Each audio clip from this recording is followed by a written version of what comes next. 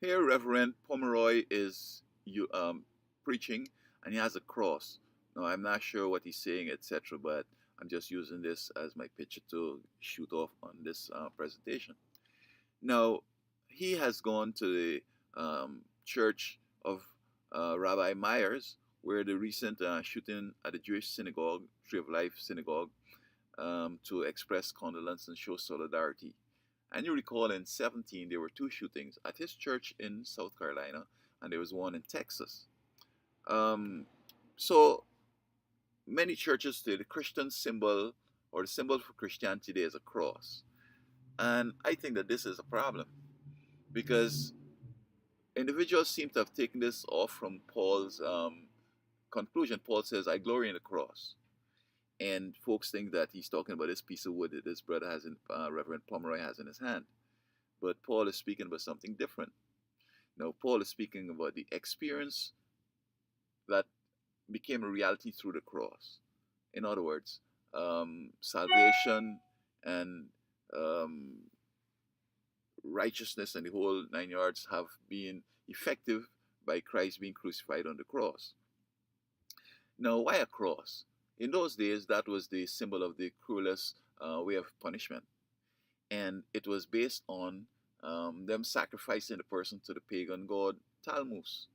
Because this piece of wood in this Reverend Pomeroy's hand is not how it had been originally. And I'm not sure when Christ died in AD 31 ish that this is the one that he was crucified on.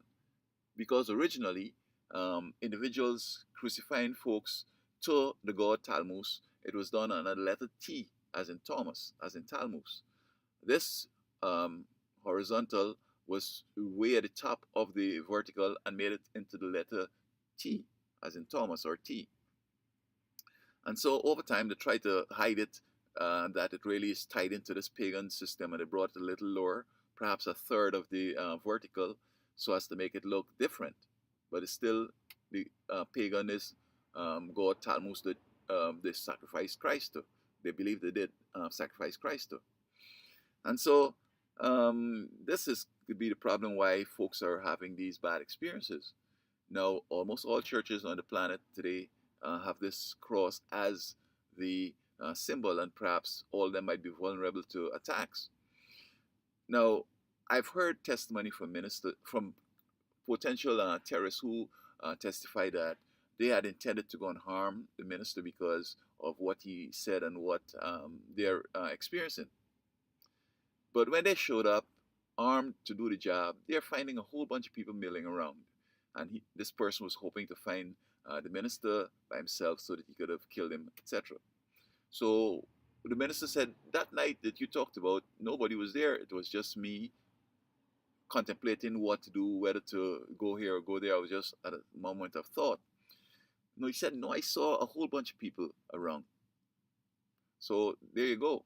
So in these instances where these terrorists were riding up to shoot up a church, perhaps they might have seen the police car parked close by, or they might have had an accident in approaching the church.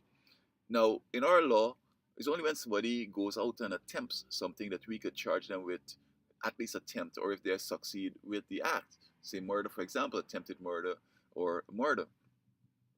But God knows the mind, and when we formulate thoughts of sin and evil, He knows it right away, and already we're guilty, even if we don't make an attempt or are successful.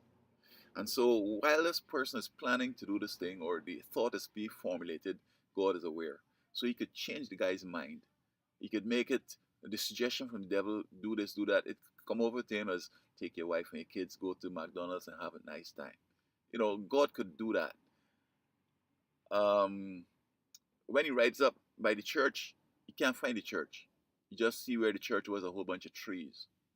God could create that illusion in his mind to avert any sort of act of that on his people that he's protecting. And again, I don't want to sound sensitive that these churches are probably having not Jesus protecting them, but the cross, which is paganism, and they should have known better. These churches, if these ministers are educated, they should know that. So I'm not sure if intentionally they're having the folks under some false security and that here's the cross, here we go. when it's outside of Jesus. Perhaps if we all would, put Jesus center, beginning and end in our lives and in our institutions and in our activities, maybe we'll be protected from a whole bunch of harm. And so, again, my condolences to these folks that have died. But I just wonder if Christ were truly protecting them, whether this would have happened. Of course, we all have to die one day. So, I mean, Jesus has not transcended the normal flow or the normal process or progress or direction of lives, right? We have choices to make. I mean, we could die prematurely, or we could die when our time comes, when our vital energy is over, our heart stops, and naturally without some overdose or anything like that. That is it. But who knows when it's at? But then, of course, the circumstances will dictate that that is not a normal death. Say, an accident on the road or somebody, killing the person, etc. So my conclusion here is this: that perhaps instead of trying to find some protection in a cross, maybe we should find it in Jesus. And this illustration concludes too, in that I saw a snippet of a horror movie in which the devil appeared as an animal on, stand up as a human, and he's attacking this person. This person has a cross put in between him and the devil, and the devil is just clawing the cross away and coming at him. The devil is saying, "That's my symbol, man. That can't protect you, bro. I coming at you." So let us have Jesus as our protector and not some wooden cross.